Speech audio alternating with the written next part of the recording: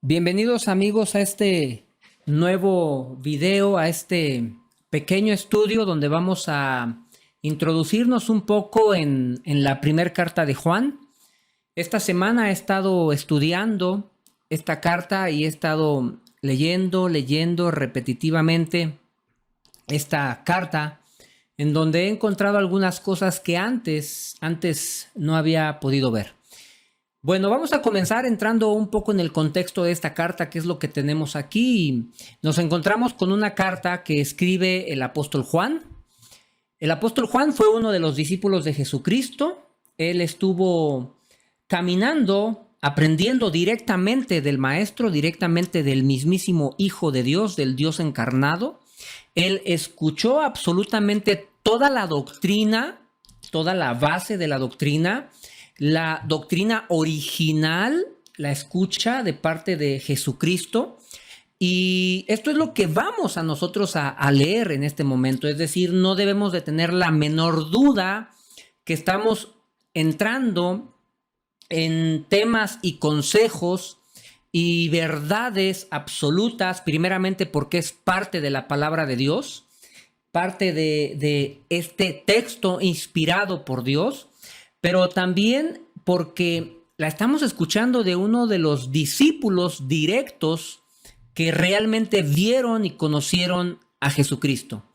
En el capítulo 1 nos encontramos precisamente con esta declaración y con esta afirmación, siendo muy reiterativo Juan, y debemos pensar un poquito en esto. Nos encontramos con el siguiente texto que dice así: lo que era desde el principio, lo que hemos oído, lo que hemos visto con nuestros ojos, lo que hemos contemplado y palparon nuestras manos tocante al verbo de vida, porque la vida fue manifestada y la hemos visto y testificamos y os anunciamos la vida eterna, la cual estaba con el Padre y se nos manifestó. Nuevamente el versículo 3 vuelve a reiterar esta afirmación: lo que hemos visto y oído, es decir, repite nuevamente esto.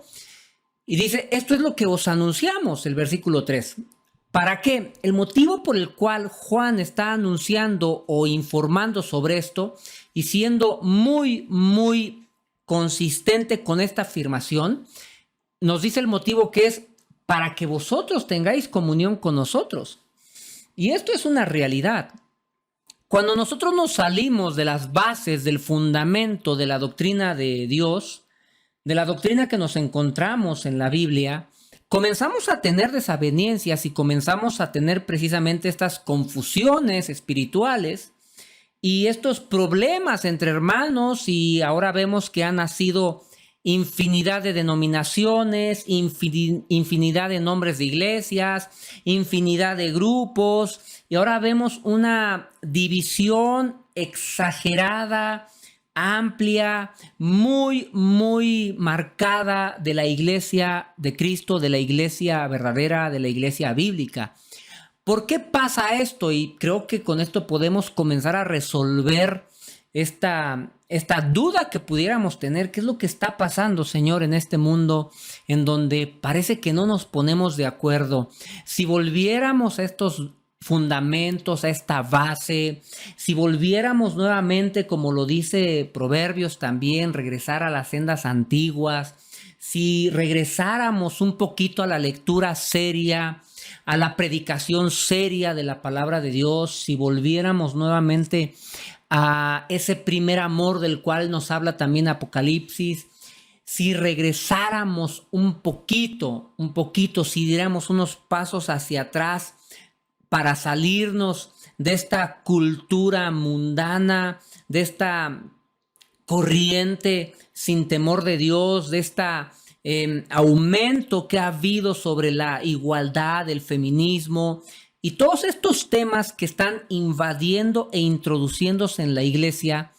Si regresáramos al principio, creo que pudiéramos volver a tener esa comunión entre nosotros como hermanos, y si tenemos esta comunión entre nosotros como hermanos, creo que también tenemos esa comunión con el Padre y con su Hijo Jesucristo, como dice el versículo 3.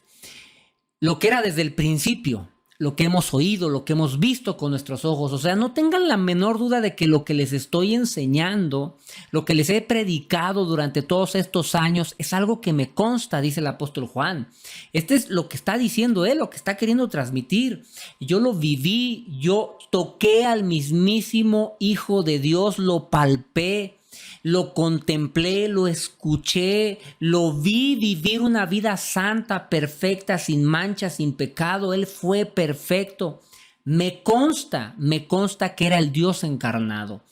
Y creo que Juan está perfectamente claro de que no debemos de salirnos de la base y el fundamento de la doctrina bíblica, de la doctrina de Dios, de la doctrina que vino a transmitir el Hijo de Dios, de lo que nos vino a hablar Jesucristo. Lo que era desde el principio. ¿Qué pasaría si comenzamos a regresarnos a esta tal vez radicalidad de la palabra de Dios, radicalidad de las verdades de Dios? ¿Qué sucedería en nuestras vidas? Creo que cambiaríamos muchísimo, creo que dejaríamos de perder tanto el tiempo en cosas vanas. Hoy permitimos absolutamente todo en nuestras vidas, permitimos absolutamente todo en nuestros hogares, permitimos absolutamente todo en nuestro trabajo. Hoy podemos hacer cualquier cosa que se nos ocurra y pensamos que nada nos contamina. Y ese es el gran problema que hoy tenemos. Hoy tenemos en muchísimas iglesias, y no quiero hablar de las iglesias porque creo que no vamos a encontrar una iglesia perfecta. Quiero hablarte a ti, quiero hablarte a tu corazón, quiero hablarte a tu alma, quiero hablarle a tu conciencia.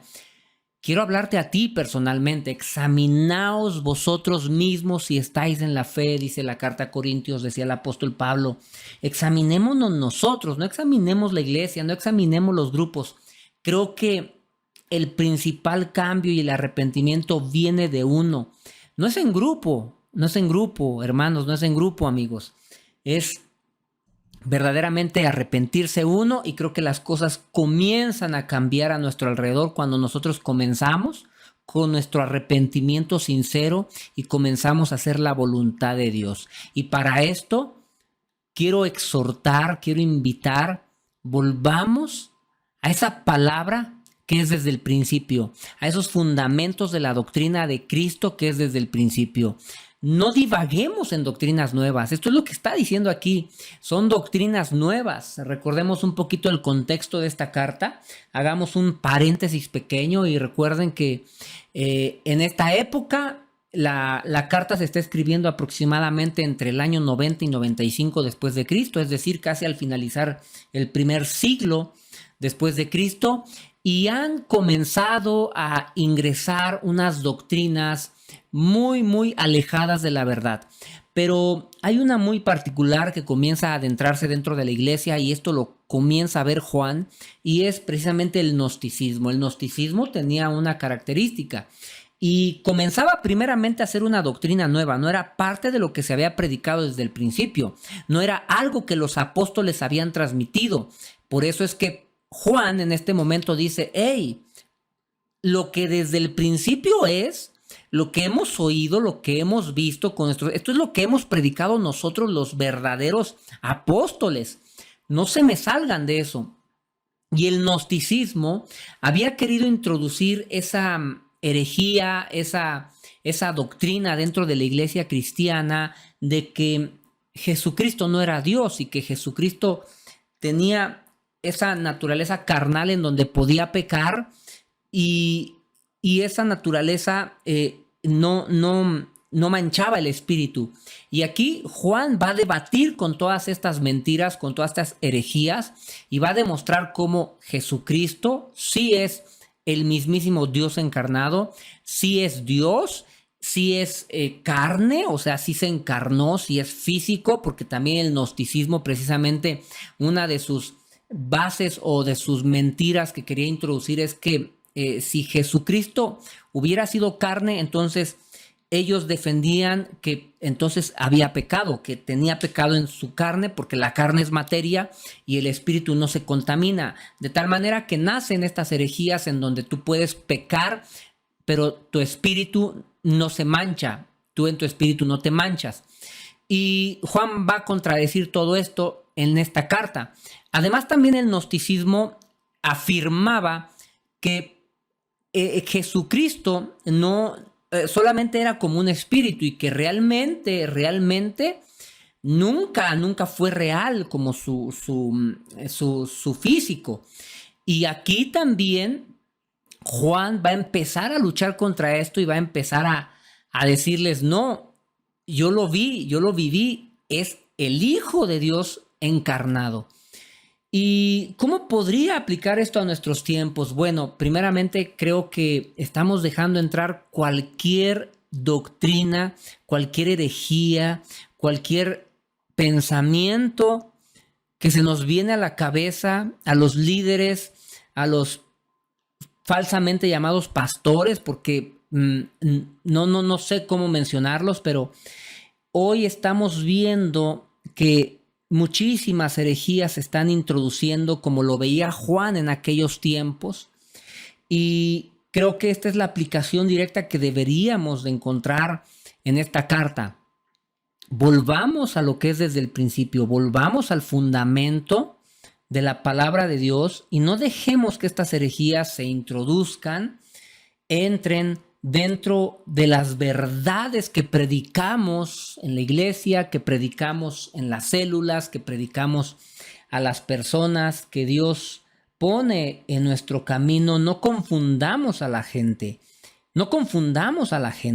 seamos serios estudiosos de la palabra de Dios, seamos serios defensores de lo que desde el principio se ha predicado por parte de los apóstoles, por parte de estas personas o estos verdaderos siervos que anduvieron con Jesucristo, y pongamos muchísima atención en qué es lo que estamos dejando entrar en la iglesia, qué es lo que estamos dejando entrar en nuestra vida.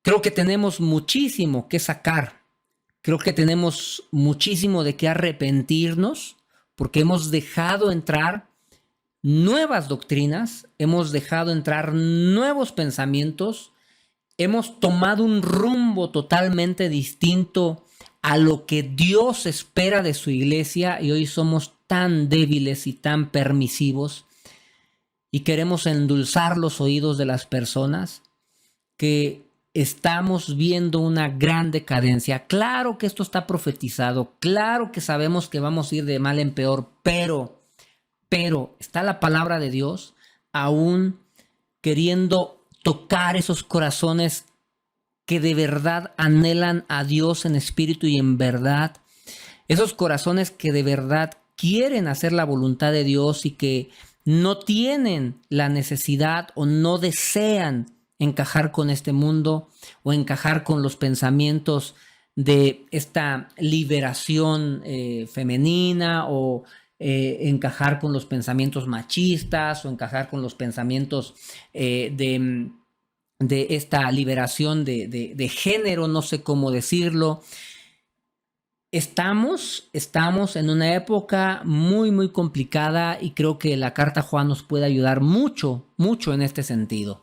Si continuamos leyendo esta carta, vamos a encontrarnos a un autor totalmente claro y concreto en lo que es la luz, en lo que es las tinieblas. Vamos a encontrarnos con una carta que no tiene matices, no tiene grises, es blanco-negro para Juan, y a mí me gusta mucho esta forma de expresar la verdad de Dios, porque para mí la verdad de Dios no tiene matices, es una verdad absoluta, es una verdad autoritativa, es una verdad completa, no se contradice, inerrante.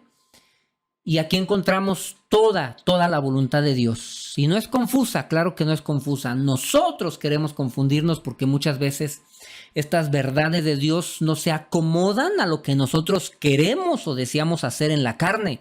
Y es normal, pero tú tienes que negarte a ti mismo, tomar tu cruz y seguir a Cristo. Vamos a encontrarnos precisamente con un apóstol Juan ya entrado en años, anciano no solamente en posición en la iglesia, sino anciano realmente en años. Y cuando uno es más anciano, cuando uno va entrando en una edad madura, también uno se va haciendo más responsable de lo que dice, y uno se va haciendo más consciente y más más verdadero, más sólido en sus convicciones, y creo que aquí nos encontramos con una carta en donde Juan no tiene ningún reparo en decir: el que dice que permanece en Cristo debe andar como él anduvo. Decir esas palabras, no cualquiera lo dice, es un hombre que ha entrado ya en una edad en donde sabe que tiene que hablar la verdad firme y fuerte, sin importar a quién le duela o a quién le guste. Y esto es lo que vamos a encontrar en esta carta. Hermanos, mi exhortación es: regresemos a eso que es desde el principio, a lo que le constaba a los apóstoles, a la doctrina que nos dejaron los apóstoles, a las verdades que nos predicaron los apóstoles, y hagamos un esfuerzo extra, muy, muy importante para la iglesia, para tu vida, para nuestros hogares, para nuestra forma de ser en nuestros trabajos. Volvamos a esa senda antigua y regresemos a esas bases del Evangelio para no alejarnos de la presencia de Dios, sino más bien cada día acercarnos más a Él.